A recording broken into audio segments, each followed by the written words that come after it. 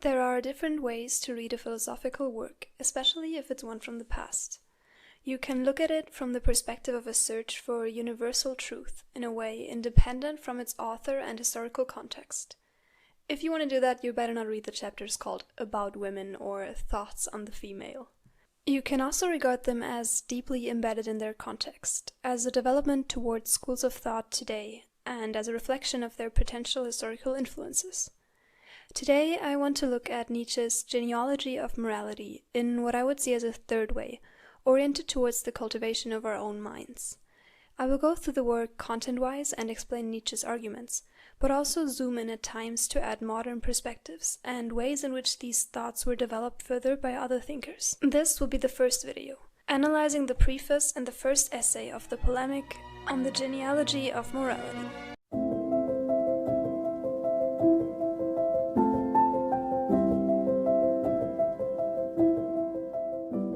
Nietzsche's goal for this work of his is to take a critical, skeptical look at the value judgments good and evil, or bad.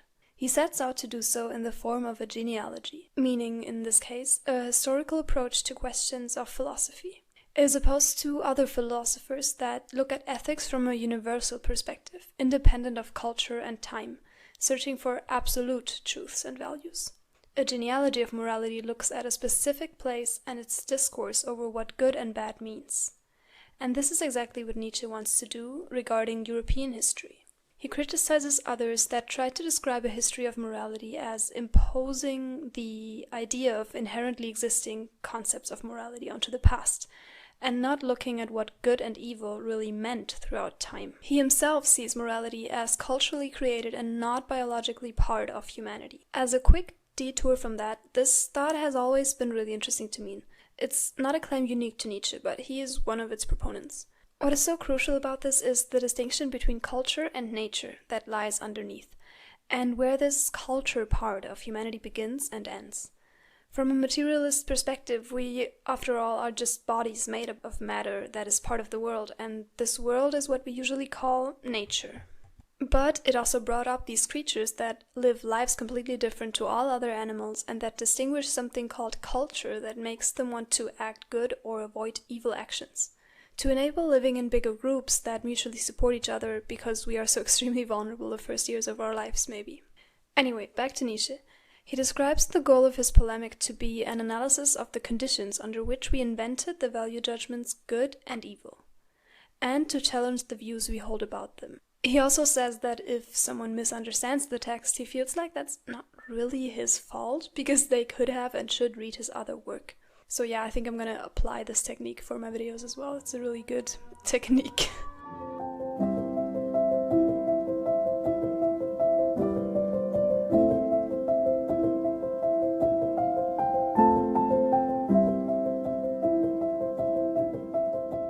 The first essay distinguishes two different approaches to morality that have existed throughout time. First, as a general approach to the genealogy, he urges us to act with what I would call outcome independence. We cannot impose anything.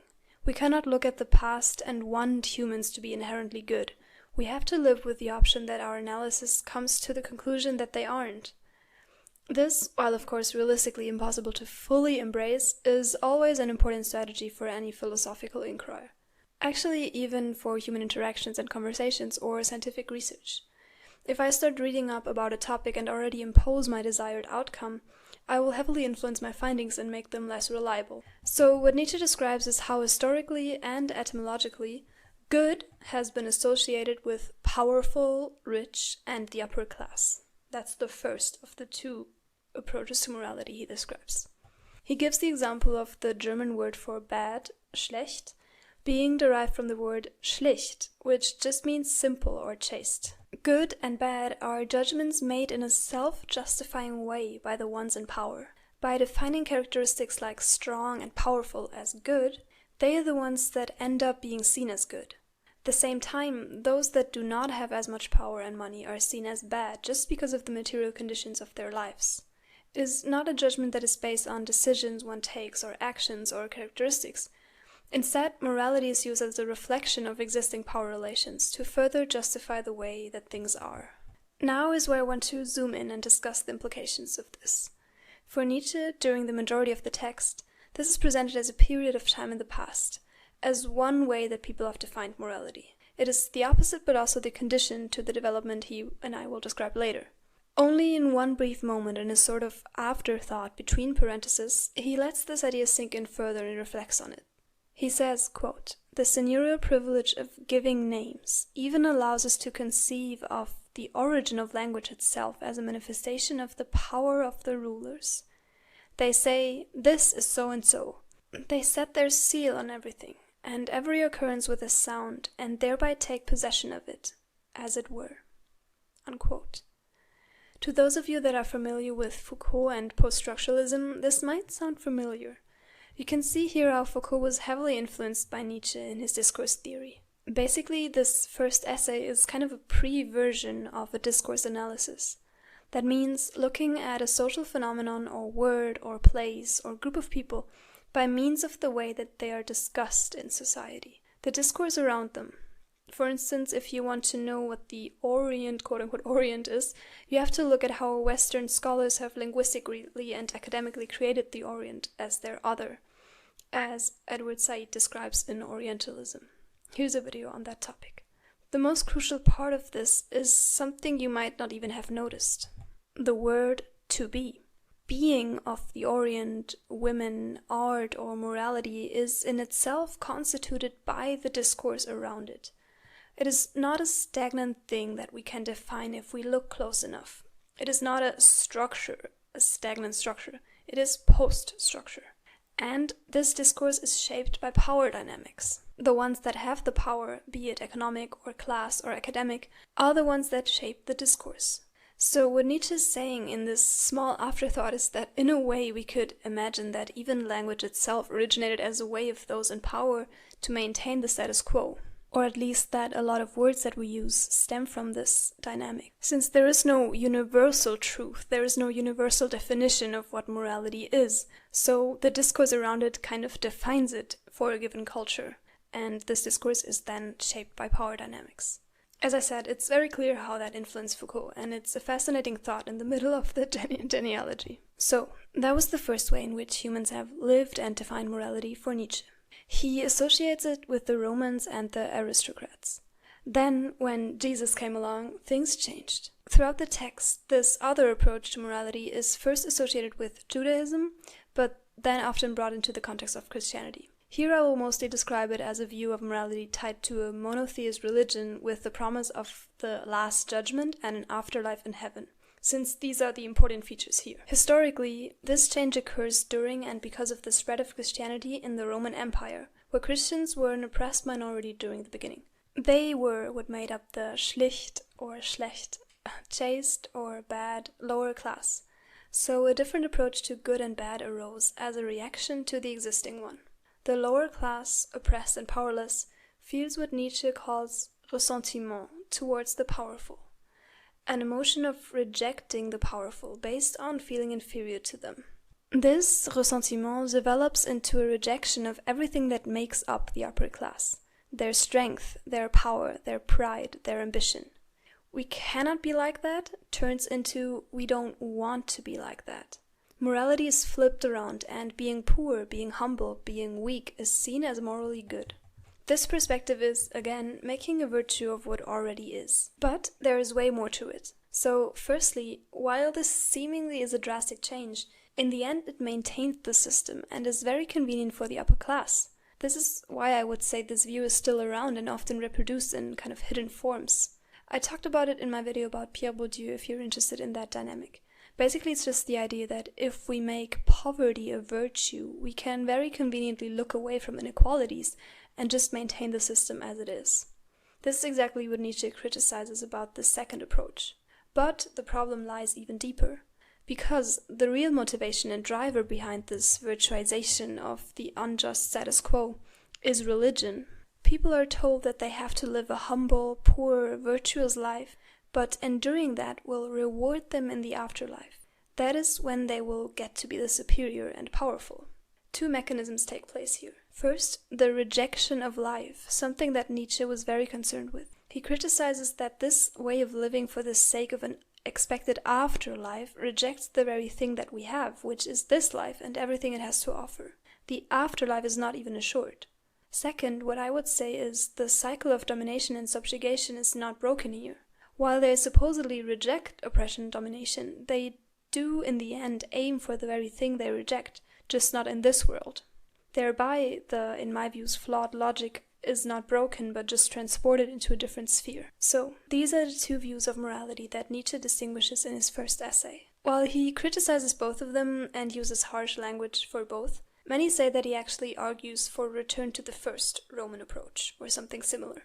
We can definitely say that he is not a fan of the second one and sees it as a rejection of the will and of life itself. Towards the end of the first essay, there is a fictional dialogue between two undefined people that takes up the points mentioned in the essay. It's very funny, so I'm going to do a small reenactment of it now to finish this first part of the series on the genealogy of morality. Hi. So, observing the state of the world and morality, I cannot but notice that humans are beginning to see weakness as a virtue. Go on. Well, and powerlessness is seen as charity, and fear as humility, and submission to those you hate as obedience. Not being able to seek vengeance is seen as not wanting to seek vengeance. And they're trying to love their enemies, but cannot even do so without getting nervous. Go on. They think that God gives the hardest fate to those he loves most, and they see life as a preparation for what comes after. They think they will be redeemed for everything. But really, I cannot go on anymore. This is so full of lies. I cannot even endure talking about it. No, keep on observing a little longer. What are they saying about ressentiment? Okay, oh my god, okay, I try. They're saying that they are the good ones, the just ones, and they're saying that they're going to wait for the last judgment, and they're waiting for that day in hope. Okay, that's too much. You can stop now. Yeah, so this whole dialogue is literally just these people not even being able to talk about how dumb humans are, basically.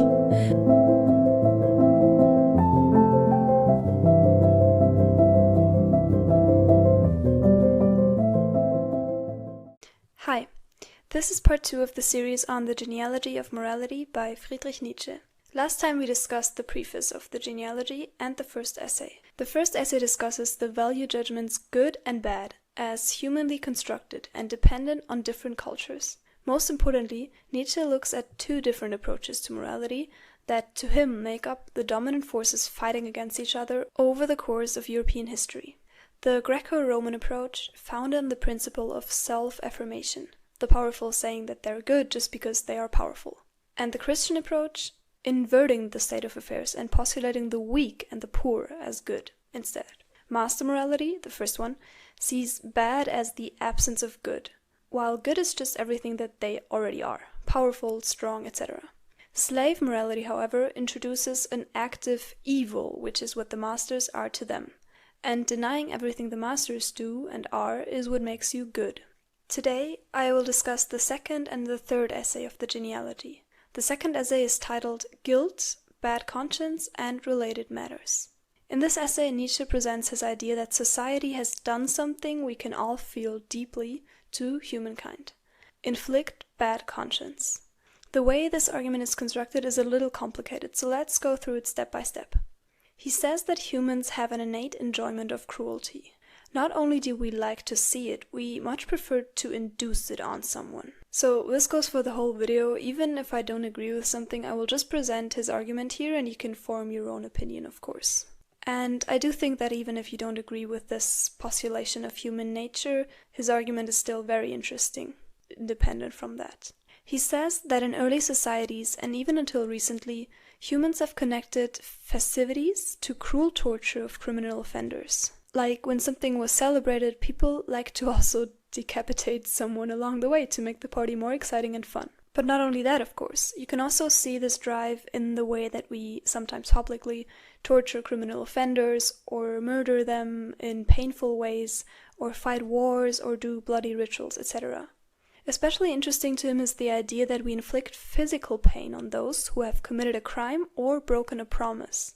For instance, torturing someone that didn't pay back their debt, even though this will not financially help the creditor in any way. We act as though somehow the physical pain experienced by the guilty amends for their debt. Underneath this lies a structure of debt and promise, from which he derives his idea of guilt. In German, Schuld, meaning guilt, and Schulden, meaning debt, lie very close to each other. The moral or ethical concept of guilt for Nietzsche actually derives out of an economic practice of credit and debt. He says that this stems from the fear of the upper class to lose their power, so they install institutions that uphold their rule and only punish those of lower classes. Because valuing a system of promise and guilt is making humans calculable. If you don't keep your promises, you will be tortured. Therefore, you must behave in the ways best calculable and most predictable. We cannot predict the future, yet we make promises all the time and say, I will do this and that, even though we cannot predict it. For Nietzsche, that is a fundamentally human characteristic that differentiates us from all other animals. But to be able to make such promises, we must live in calculable societies and according to customs and systems of morality that are not at all that good or logical to him. By saying this, he argues that this mode of punishment was constructed by the state system. With society implementing more and more ways to try and avoid torture and suffering, however, it suppresses the need of humans for such cruelty. That's crucial to Nietzsche. 1. We have an inherent want and drive towards inflicting suffering. 2. Society and religion has made us suppress this need and consider it sin, making us feel guilty. Guilt is the price humans have paid for entering society. So, what happens now? We cannot execute our enjoyment of cruelty towards others anymore, but the drive still exists. Therefore, we execute it on ourselves, hating ourselves, making us feel guilty for thinking sinful thoughts, internalizing a bad conscience. It is better to inflict suffering on someone, even if it is ourselves, than not to inflict it at all. Interestingly, this internal monologue many people have proves that very point to Nietzsche, because we often think to ourselves, you are so worthless, why did you spend all day doing nothing, you are so ugly, you are so whatever, and so on. We say you, even if it is ourselves that we're talking to. For Nietzsche, that shows that it is the innate need for being cruel to others that comes to light here by using the second person. This is a psychological approach to explaining a societal phenomenon, which makes it very interesting as well.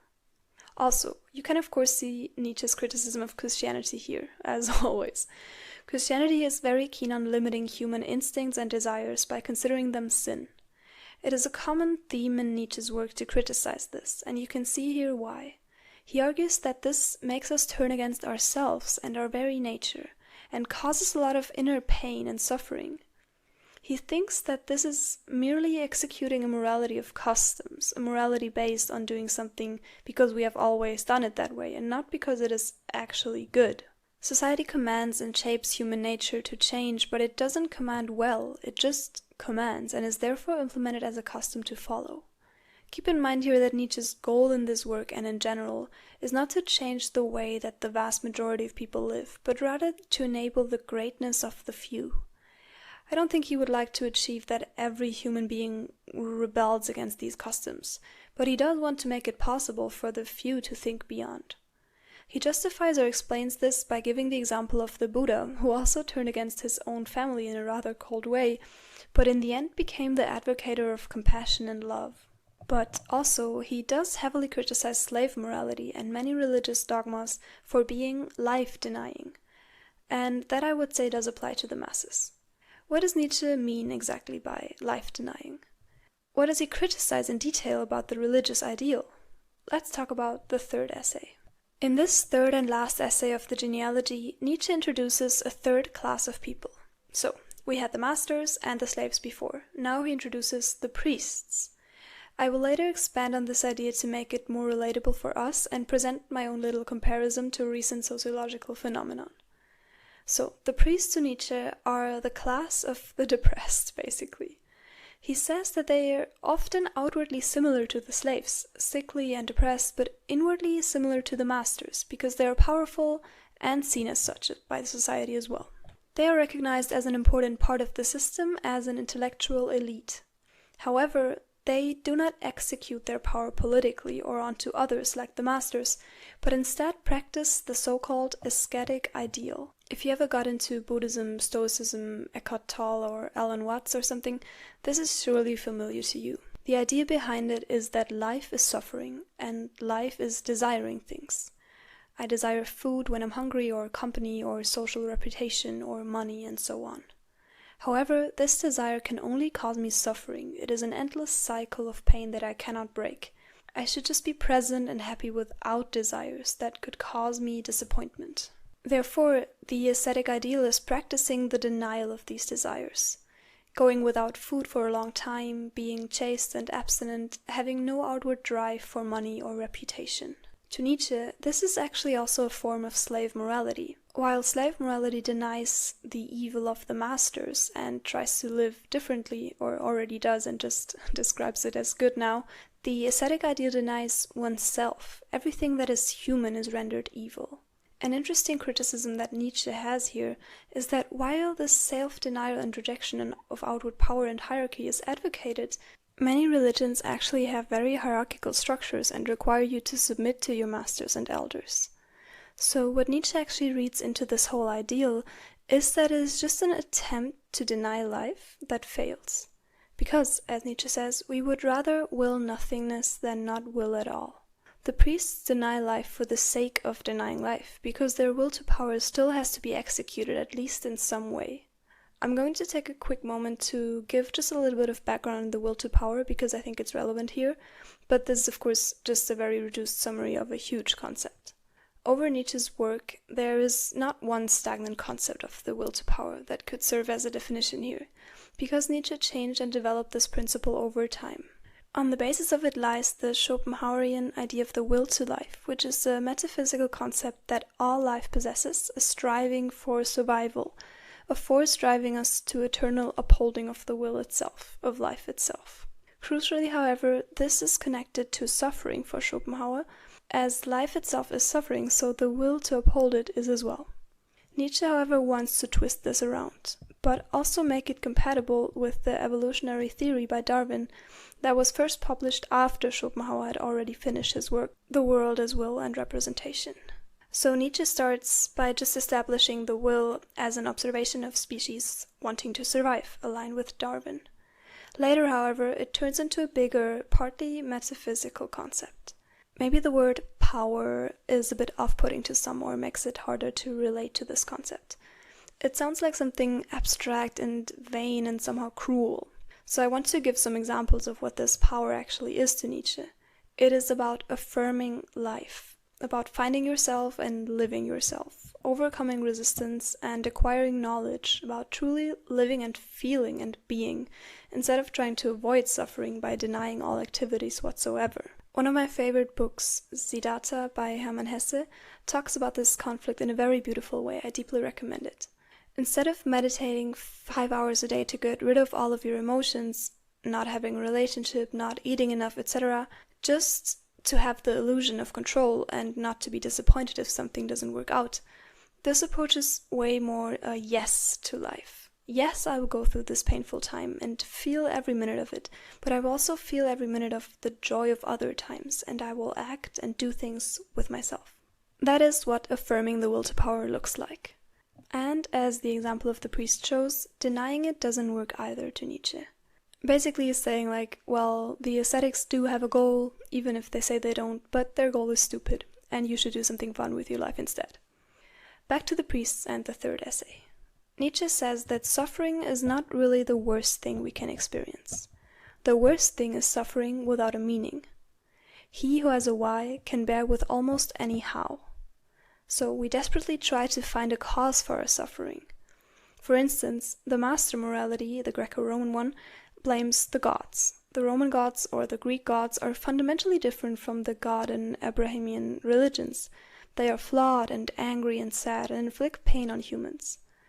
But that doesn't answer the question of why it is me who is suffering. Why me? The priests answer this question with the concept of guilt. You are suffering because you are at fault. Nietzsche says that it is interesting that all world religions have this concept, either in the form of sin or in the form of karma, both blaming you for your own suffering. I mean, people even used to be blamed for being sick and disabled, as if that had something to do with their moral fault or something. All as an attempt to make sense of suffering and sense of this weird life that we're living. So, to keep my promise from the beginning and remain a predictable person, I now wanted to connect this topic of the priests to a wider class of people, namely the intellectuals. They take up a similar role in many societies nowadays, especially left-wing intellectuals who side with the oppressed. They have a lot of cultural and social capital, to describe it with Bourdieu terms, but still live relatively modest lives, or at least advocate them. This is of course hypocrisy to Nietzsche, and thinking about that reminded me instantly of current trends and developments in progressive bubbles. Cosplaying poverty, for example, as described in two very good video essays, one by Alice Capel and one by Yara Zaid. The intellectual and academic left priding itself in living a modest life and outwardly wearing working class or second-hand fashion. Of course, I have nothing against second-hand fashion at all. I just think a lot of people fail to realize the privilege that lies in relinquishment. While for other groups, second-hand clothing is associated with need, necessity, and a lot of shame, these modern priests wear them as proud symbols of their wokeness and judge those not wearing them as superficial. Very paradoxical, of course, as this is in itself a superficial act. Personally, I also hear a lot of students at university saying or complaining about being poor all the time. And while some of them surely definitely struggle with the economic situation and the rising rent prices, I still sometimes think that it's a bit ignorant and out of perspective to use the word poor here. Again, I'm not saying that secondhand clothes are bad or that Gen Z is not troubled by financial struggles, okay? I just found this parallel interesting and wanted to share these thoughts. Also, Nietzsche often appeals to some right-wing people, loving the idea of not siding with the oppressed and blaming the lower class for their own poverty. So why not end with the take that right-wingers could interpret as me saying that Gen Z is lazy and complains too much? Because that's definitely what I wanted to say. Well, and with that, the series... Well, can you even call it a series if it's just 2 parts? Anyway, the series about the genealogy of morality comes to an end. If you like this video, please consider liking, commenting, or subscribing, and I'll hopefully see you next time. Bye bye!